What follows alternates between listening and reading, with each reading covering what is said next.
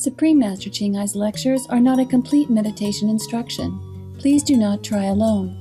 For free of charge guidance, please visit www.godsdirectcontact.org or contact any of our centers near you.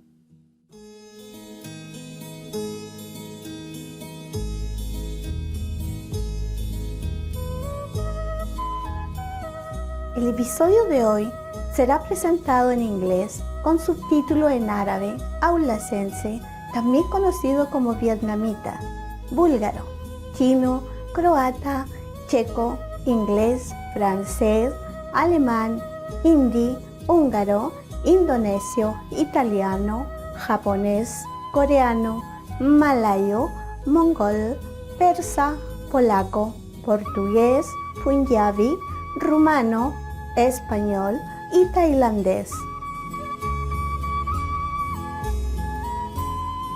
Hola, amorosos televidentes, mi nombre es Magdalena de Santiago de Chile.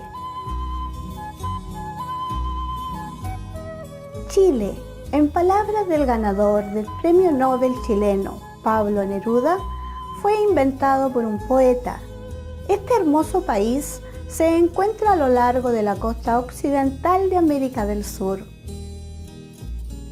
Muy parecido a una cinta estrecha en apariencia, se extiende entre el océano más profundo, el Océano Pacífico, y la cadena montañosa más extensa, los majestuosos Andes.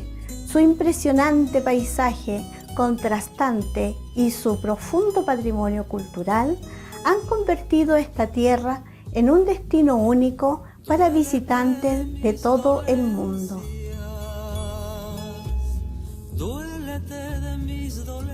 Nuestra gente desea que sus días sean llenados de amor incondicional y paz duradera.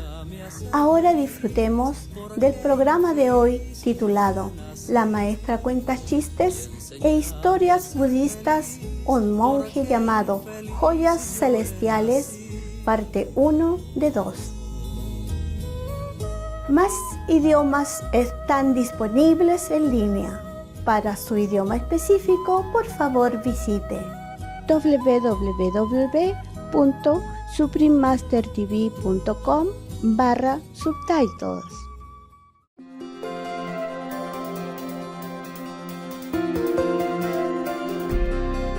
Durante más de 3 décadas, la Maestra Suprema Ching-Ai ha iluminado nuestro mundo con sus enseñanzas divinas. Una maestra totalmente iluminada imparte el método Guan Yin de meditación a aquellos que desean descubrir inmediatamente la naturaleza de Dios interna y alcanzar en una vida la liberación eterna del ciclo de la transmigración. El método Guan Yin ha sido practicado por todos los maestros iluminados, tales como Buda, Jesucristo, el profeta Mahoma, la paz sea con él, y Gurú Nanak. Ella enfatiza que si siempre recordamos a Dios, ofrecemos servicio desinteresado a otros y seguimos las leyes del universo, alcanzaremos nuestro potencial más elevado como humanos y comprenderemos verdaderamente nuestro propósito en la tierra. La Maestra Suprema Ching-Ai es un extraordinario ejemplo viviente de compasión, enviando frecuentemente asistencia material y financiera, además de amor a los refugiados, los desamparados, las víctimas de desastres naturales y a otros que necesitan ayuda. En el 2006 recibió el Premio Gusi de la Paz, considerado el Premio Nobel de la Paz de Oriente, y ha sido honrada a través de los años con otros numerosos premios y galardones por sus excepcionales obras filantrópicas y humanitarias. Una verdadera voz para nuestros preciosos amigos animales. Ella promueve la pacífica y amorosa dieta a base de plantas y prevé con el despertar de la humanidad hacia lo sagrado de todas las vidas, un tranquilo y glorioso mundo, completamente vegano, donde los animales y las personas viven en dichosa armonía. Sus iniciativas para difundir la tendencia vegana son diversas y han incluido la distribución del volante de vida alternativa, la cadena internacional de restaurantes veganos Living Hood, Supreme Master TV.to, además de hablar regularmente con influyentes líderes de gobierno y medios de comunicación y participar en conferencias televisadas sobre el cambio climático, tanto si somos conscientes de ello como si no. Sus esfuerzos han tenido una enorme influencia sobre la conciencia mundial del estilo de vida amigable con los animales y de cómo esta benévola forma de ser puede traer paz duradera entre las naciones a la vez que salvamos nuestro planeta del cambio climático. A lo largo de los años, la Maestra Suprema Chinchai ha viajado por todo el mundo, desde las Américas hasta África, desde Europa hasta Oceanía, y ofrecido cientos de discursos al público y a sus discípulos sobre una variedad de temas espirituales. Hoy somos bendecidos con la presentación de una de estas reveladoras conferencias titulada La Maestra cuenta chistes e historias budistas, un monje llamado Joyas Celestiales, parte 1 de 2, en Entre Maestro y Discípulos, dada en inglés el 29 de agosto del 2015 en Francia. Everybody good? Oh, your sock looks so clean. How you clean it? How you wash it? Huh? 新的 New, huh? So nice to go out shopping like that. Huh? Okay. I was thinking.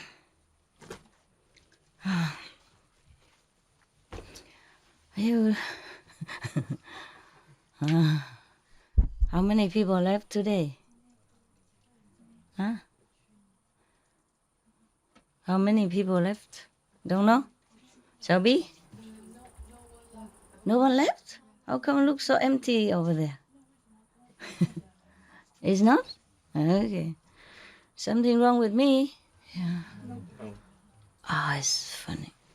Just one second, okay? Before I put it on. Oh, it's all about dogs, huh? Don't forget it then. Not it. I was thinking some sutra, but it's not. Excuse me. Yeah. Okay. There's one guy here, he's left. Oh, he's there. That's good. Every day I'm checking who is not there. This is for you. I don't have something for you today. Only 2 guys, and you didn't have. Just some symbol of love, okay? Not the same, of course. Vietnamese? Taiwan. Korea, Japan. Okay, very good. Any problem today? No. Always say no. No problem is the best problem. How are you? Everybody good? Feeling happy? Yes. 我有看到你水龙头都弄好了啊，大家有用吗？ Everybody use it? Yes. Is it more convenient? Yes. Oh, wonderful. You need your mama. It's very simple. Why nobody think about that? Why everybody? Just one person think all the time. Here is not fair. The system is bad. One person have to think all the time. One person had to do shopping all the time. And one person has to deal with the government all the time. I mean, deal with the paperwork. It's not fair. What do you say? Is it fair? No. What shall we do about it? We make them work. They're sitting doing nothing all day. You cook twice a day, right? Still? How come I have only once a day food? Is it one meal or is it 2 meals together? One meal because this afternoon I think, but I thought master one meal a day. Okay, okay. One meal, but I pick which one I like. Never mind, it's good. I won't die. Are you hungry? No, no. Sorry, a lot of food already. Too much. I'm just worried that she gave you only once a day. Even one meal a day is a lot. Thinking, but we don't know what to do. Don't know what to do? How cannot know what to do? Huh? You're a mother of two. Yeah, you should take care of me like your baby. Then you know. It's okay. It's a lot of food. A lot of food already. I was just thinking maybe afternoon better food. And I don't have anything. I just have the breakfast food. Yeah. Tomorrow? Two meals a day, yeah? 2 meals a day? Not sure. No, I'm thinking. Maybe too noisy. Because normally you cook one time, you bring there. Then I don't have to always expect people coming going into my place, yes. So it's good enough, it's good enough. If I die, you know. It's easy to know when somebody die, right? No. Ah. Normally you sit there doing nothing. When a person dies, just lay there doing nothing. It's similar. I have a good joke for you. You want a joke first or you want story first? Yes. Joke first. What kind of practitioner? Only one joke. Okay then. This is a very good joke. It sounds similar to... It sounds very similar. Some very similar to our situation at home, or if I can find it.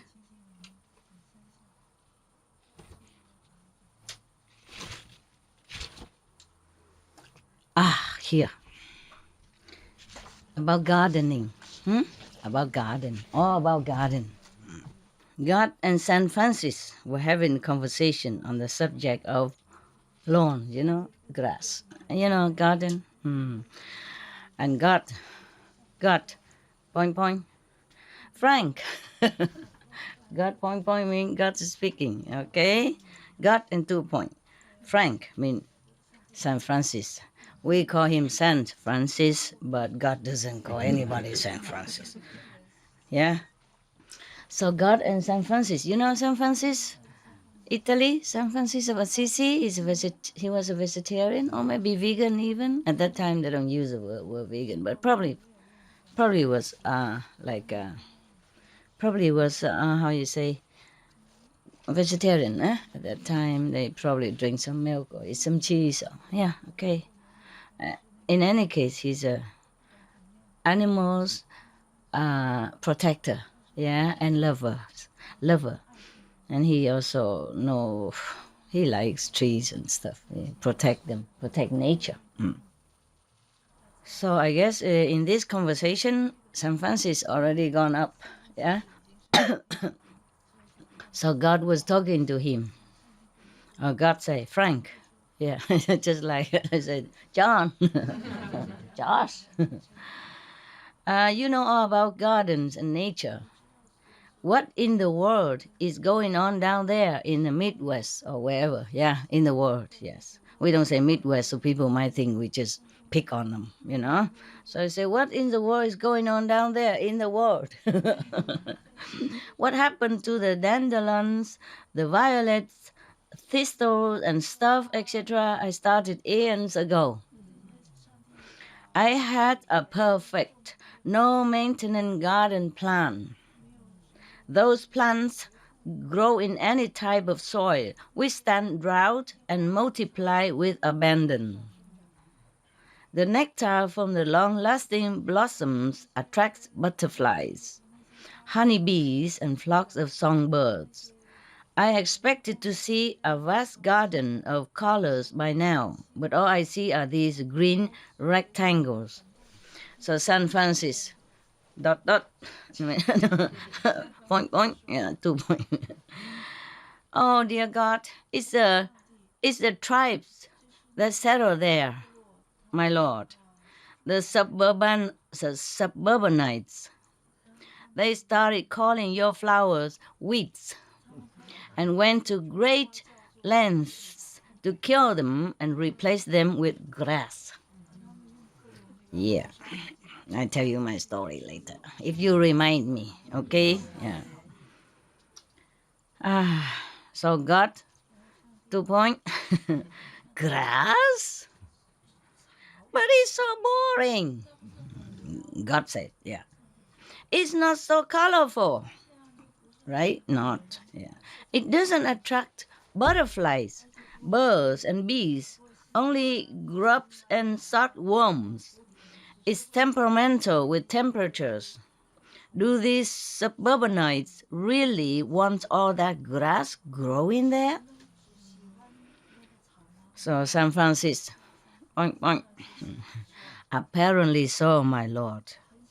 They go to great pains to grow it and keep it green. They begin each spring by fertilizing grass and poisoning any other plant that crops up in the lawn.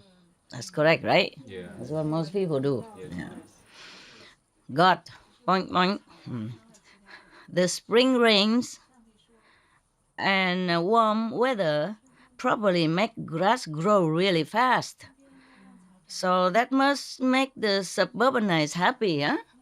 God asked. So San Francisco, boink, boink. Apparently not, Lord. As soon as it grows a little, they cut it. Sometimes even twice a week. That is all true. Yeah. I always wonder what the humans are doing all the time. So God, point, point, yeah, 2 point. They cut it. Do they then bale it like hay? You know, tie it together, or roll it, like the hay after harvest? San Francisco, point, point. Not exactly, Lord. Most of them rake it up and put it in bags. God, point, point. They bag it? Why? Why do they bag them? Is it a cash crop? Do they sell it? Poor God. This is all very strange to him. San Francisco, point, point. No, sir, no, sir. Just the opposite. They pay to throw it away. Yeah. More money, more work. So God, point, point. Now let me get this straight. God is lost. God could not understand humans. So he said, now let me get this straight. They fertilize grass so it will grow, correct? Yeah. And then when it does grow, they cut it off, correct? And even pay to throw it away? San Francisco, oink, oink. Yes, sir. God, oink, oink. These suburbanites must be relieved in summer when we cut back on the rain and turn up the heat. That surely slows the growth and saves them a lot of work, no? So God is very, very compromising. Whatever, they're happy, okay, you see? He just didn't understand, but it's okay then. In that case, in summer, they must be very happy. They don't have to cut and, don't have to pay to take it away, etc. San Francisco answer, point, point. You aren't going to believe this, my lord. When the grass stops growing so fast, they drag out hoses and pay more money for the water. so they can water it, so they can continue to mow it and pay to get rid of it as usual. God, point, point. What nonsense. At least they kept some of the trees. That was a sheer stroke of genius, if I do say it to myself, meaning he created trees and it was very good and he's proud of himself. The trees grow leaves in the spring to provide beauty and shade in the summer. In the autumn, they fall to the ground and form a natural blanket to keep moisture in the soil and protect the trees and bushes. Plus, as they rot, the leaves form compost to enhance the soil. It's a natural circle of life. San Francis, point, point. You better sit down, dear Lord.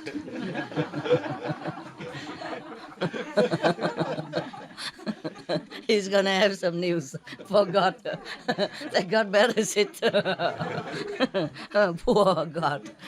We are so sorry, my Lord. We ignore him. We're so sorry. Okay. The suburbanites have drawn a new circle. As soon as the leaves fall, they rake them into great piles and pay to have them hauled away too. Haul away, right? Yeah, haul away. Haul or how? Hauled away, yes. God, point, point. No. What do they do to protect the shrub and the roots in the winter and to keep the soil moist and loose? Because they rake all the leaves away, so what happened, huh? San Francis, point, point. After throwing away the leaves, they go out and buy something which they call mulch. They haul it home and spread it around in place of the leaves. More money, more work. Oh. God, point, point. And where do they get this mulch? Oh, San Francis, point, point. They cut down the trees and grind them up to make the mulch, dear Lord. God, point, point. Okay, enough. I don't want to think about this anymore. Saint Catherine, you are in charge of the arts. What movie have they scheduled for us tonight? God want to relax now. It's too much for him. He must watch the movies, to detend, to relax. So Saint Catherine, point, point. The film tonight is called Dump and Dumber. Dear Lord, it's a really stupid movie about point, point, point, point, point. God, oh, never mind. I think I just heard the whole story from San Francisco already. Poor God, can't even watch movies even. It's too much. Yeah. You like the story? Yes. Okay, that's it, huh? What else? You just sit there? What's the story? You want us to remind you about it? Ah, the story. Okay, very good. Thank you. Okay. My story is similar, except that I wasn't God. And I wasn't talking to San Francis, but some of the Sihu Santos or Santas, yes. In the former days, I had no house, not even cave. I just have a tent. We all had tents. Yeah, and then we just put up a tent on top of maybe a platform of wood or something, bamboos, or just on the ground. It depends on what kind of ground. So in the beginning, I told you already, the disciples keep growing. They chased me up from all the way down, up to the, from the mango tree, up all the way to the bamboo grove, and then to the International Garden, and then later to the Persimmon Garden. Yeah. And then later they chased me all the way up further. We bought another piece of land, and they call it, I forgot, there's a white flower everywhere. I forgot. Huh? Bà Hoa Liễn, I know, English. It's a white flowers everywhere. I forgot the name. Huh? Not Daisy. Daisy is like this, not on the tree. No. Never mind. I painted a picture with some trees of that type. Yeah. Okay. They use it nowadays to do some of the biofuel. No? They use the fruit of that tree. Never mind. Okay, the white flower garden. We just say that. Okay, they chased me all the way up there. And in the beginning, I was a little lower on the it's a garden, but it's also sloppy. Like most of the place in Sihu. In the beginning, we had only a few chickens over there because the chicken from the ex-owner, farmer, Later we bought it. Yeah, it is private ground, a very small area. Up now that they make a treasure pavilion and all that. Yeah, and my cave behind that. Okay, beginning I was a lower flat, and then they chased me up again to a little bit higher, and then I put up the tent where it's a little bit slanted down like that, almost near the where the cave is. On the If from outside looking in, then it's on the left side of the cave at that time. At that time, it's also slanted down like this. And then many weeds are growing beautifully together with trees. It's just a perfect picture. I love it so much. Yeah. When I sit in the tent and look out all these natural weeds, and they grow not too big. They don't obstruct my view. The trees grows big, yes, but the weeds and all that just slow, very low. Yeah, and some flowers, some not. But it's just the way it is. It's so perfect. I loved it so much. But I made a mistake. When I talked to the resident, I said, I love my place, all these weeds growing in front of my tent. It's beautiful. Whenever I came back from lecture or something, I sit there, I feel so nice, so relaxed, right in front of my tent. The things grow naturally, beautiful. Okay? They took note of that. The next lecture tour, I went. Some weeks, some months or something later, I came back.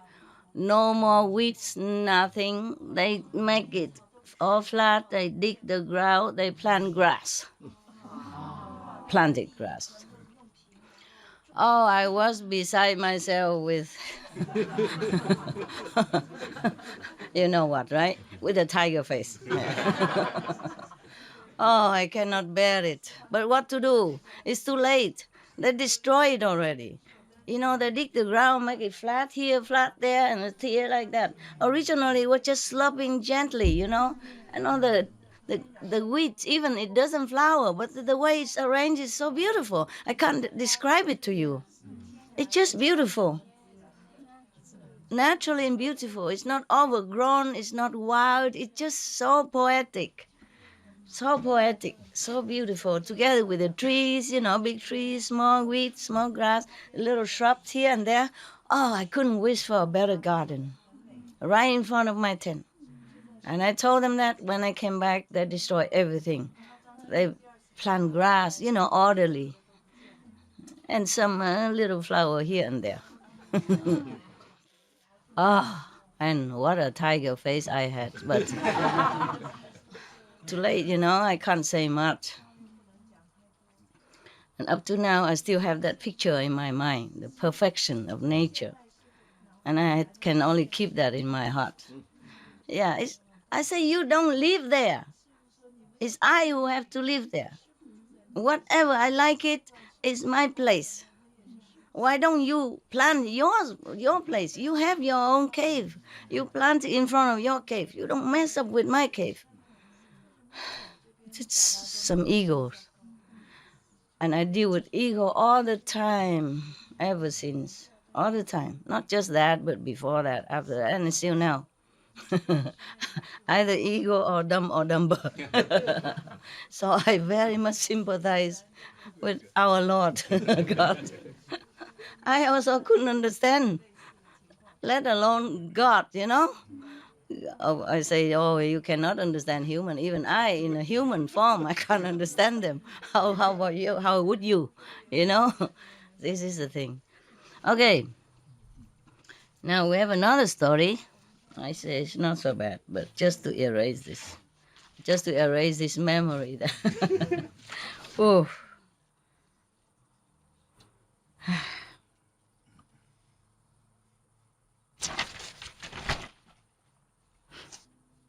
Oh, where was What's the story? This is a little bit mundane, so I choose some good one, okay?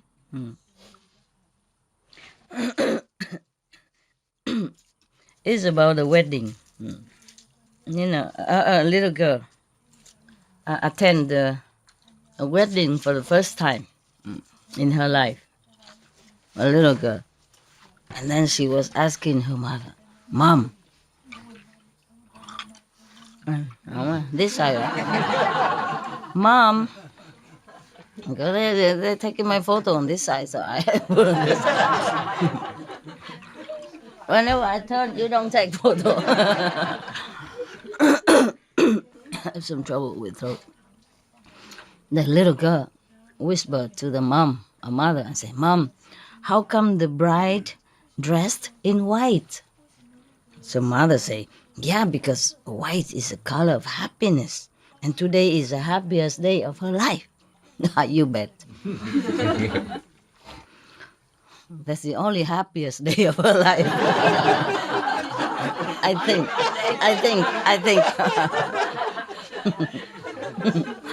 I think. After that is another story. We don't want to tell here. It's too long. Everybody knows already anyway, so it's boring to repeat. Okay. Right. So because today is the happiest day of her life, and white is the color of happiness. So the child thought about this for a while, for a moment, and then asked again, so why is the groom wearing black? I think the groom knew in advance.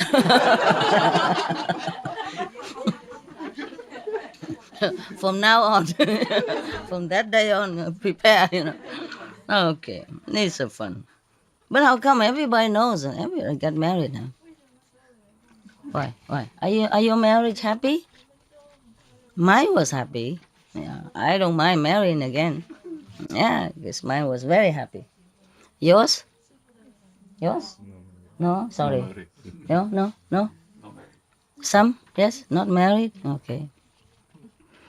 No, I don't mind to marry again with that husband, not with anybody else. I don't think it will be the same. Okay. The children. This is another story, okay? About children and God. The children were lined up in the cafeteria of a Catholic elementary school for lunch. At one end of the table, there was a large pile of apples, and the nun had posted a note on the apple tray saying, take one only. Sounds familiar, yeah. Take one only, God is watching. That's a note that she wrote. And then the children moving further along the lunch line at the other end of the table was a large pile of chocolate chips cookies. So a little child had written a note or put on there and say, take all you want, God is watching the apples only.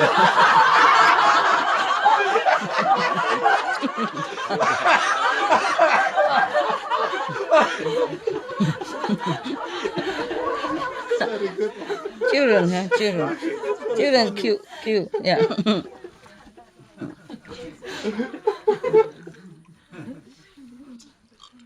And the child, a little boy opened the big family Bible, was reading. He was fascinated as he, turning pages. Suddenly something fell out of the Bible. He picked it up and looked at it. What he saw was an old leaf that has been pressed in between the pages. Mama, look what I found. So the mama said, what have you got there? He was very astonished and said, Ma, I think it's Adam's underwear.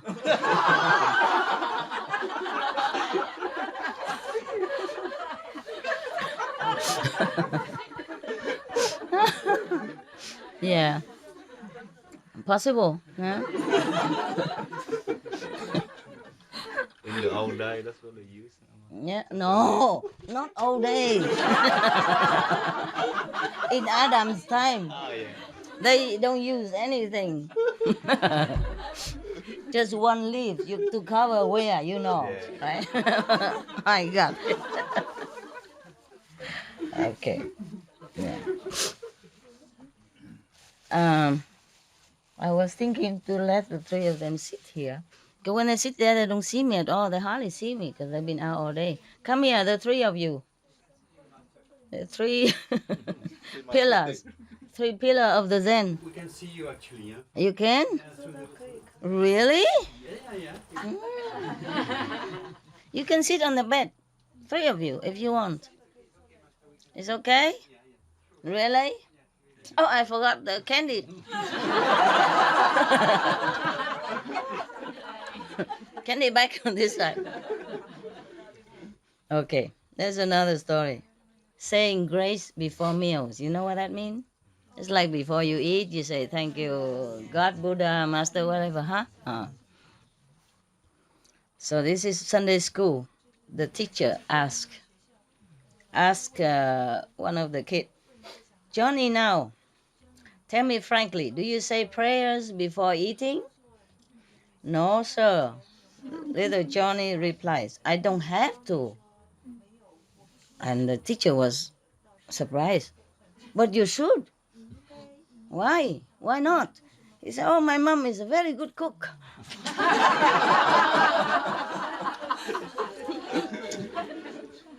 We don't have to pray so the meal tastes good.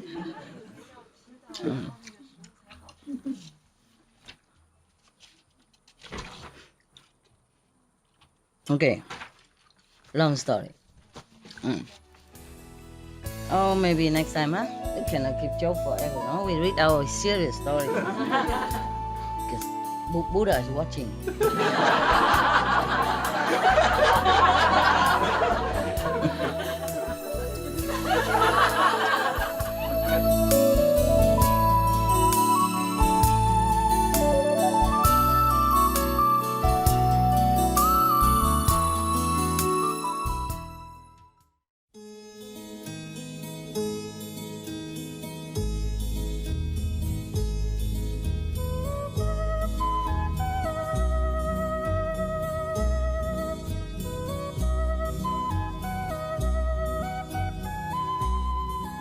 Iluminados televidentes, han estado viendo La maestra cuenta chistes e historias budistas, un monje llamado Joyas Celestiales, parte 1 de 2, en Entre Maestro y Discípulos.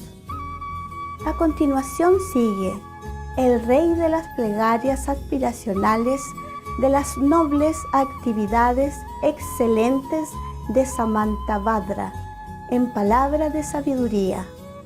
Que la providencia guíe sus vidas con amor y luz divina. Para más detalles, por favor visiten www.suprememastertv.com/BMD.